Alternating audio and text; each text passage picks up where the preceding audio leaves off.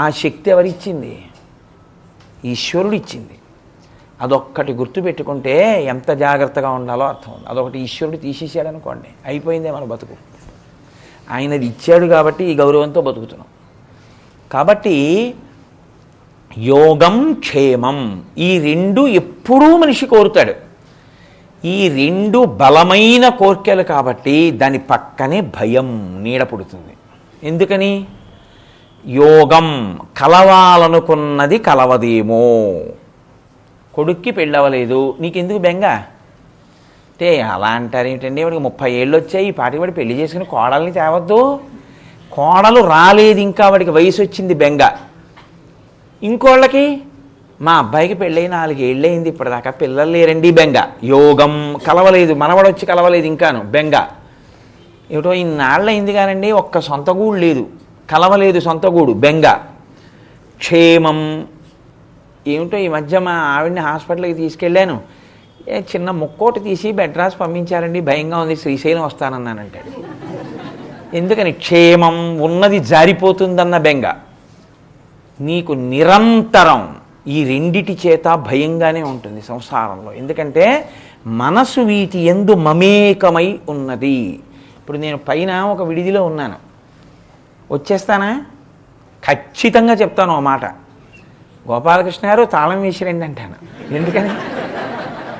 అందులో ఉన్నవి ఏం లేవు, పంచెలు లాల్చీలు ఉన్నాయి, అయినా తాళం వేసిరండి అంటుంటాను. ఎందుకని? క్షేమం ఉన్నదేమైనా ఊడిపోతుందేమో అని బెంగ కదండి. అందుకని క్షేమం అన్నది ఎక్కడుందో అక్కడ భయమే. అమ్మో అది ఉంటుందో ఉండదో, అది ఉంటుందో ఊడిపోతుందో. అందులో విచిత్రం ఏంటో తెలుసా అండి, మమకారము ఎంత పెరిగితే అంత శంక పెరుగుతుంది. ప్రేమ చాలా ఎక్కువైపోయింది అనుకోండి ఒక వస్తువు మీద, ఆ వస్తువుకి ఏమైపోతుందో అన్న భయం ఎక్కువైపోతుంది. చాలా బెంగ, అమ్మో ఏమవుతుందో ఏమవుతుందో, 10 కాలాల పాటు అలా ఉండాలి, క్షేమంగా ఉండాలి అని.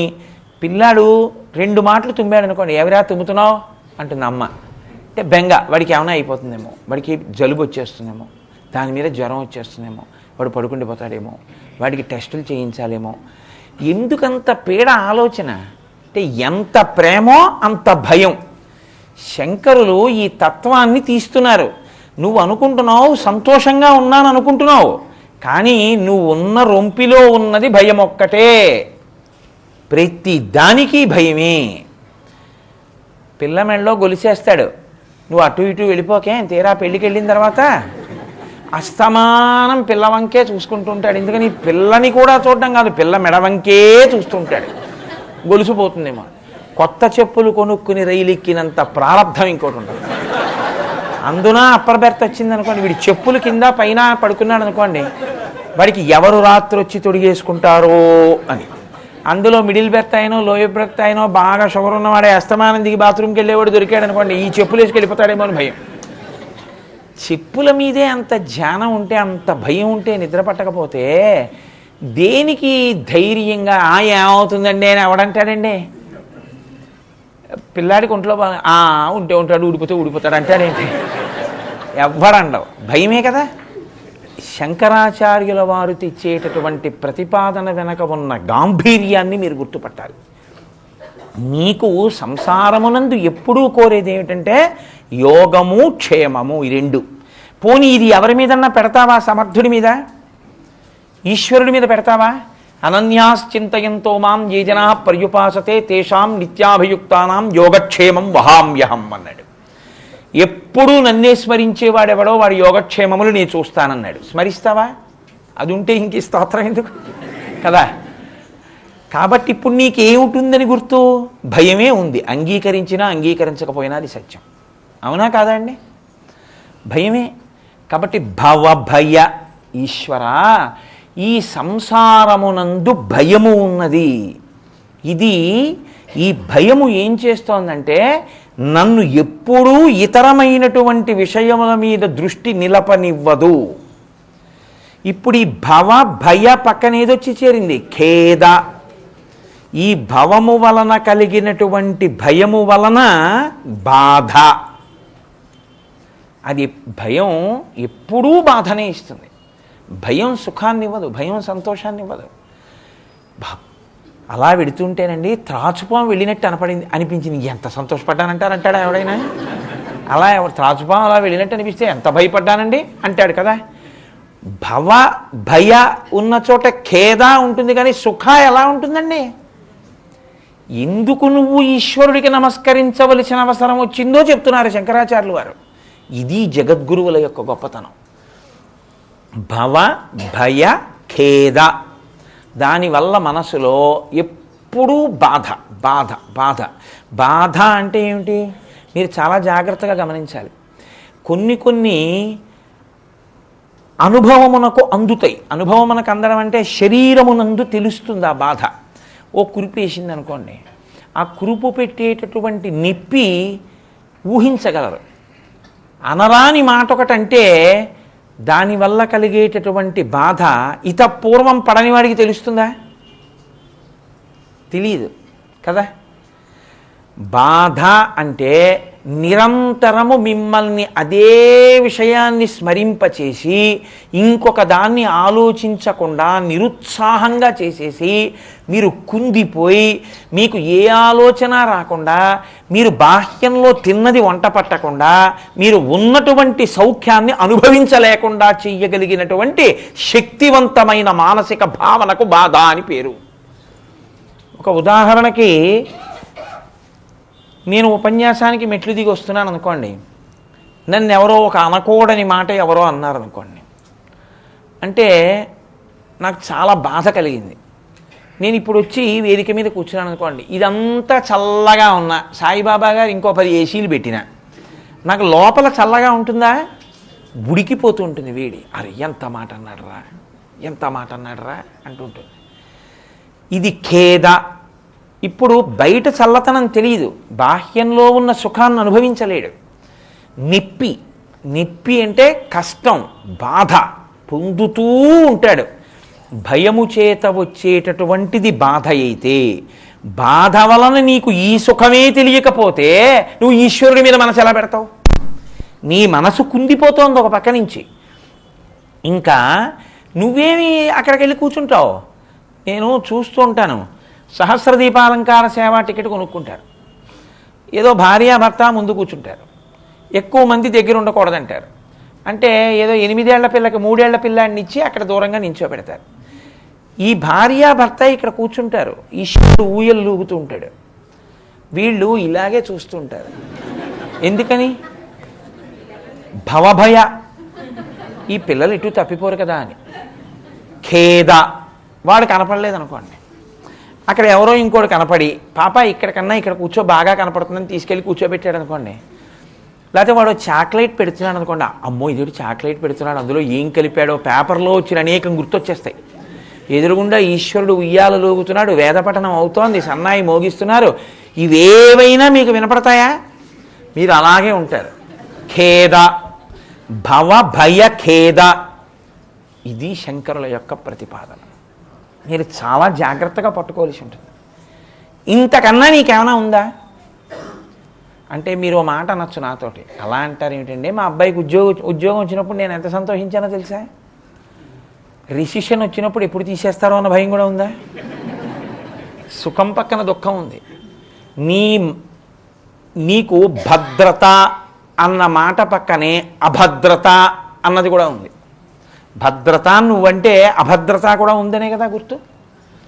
భయమే, ఎప్పుడు ఏదో అనుమానంతో భయంతోనే ఉంటావు.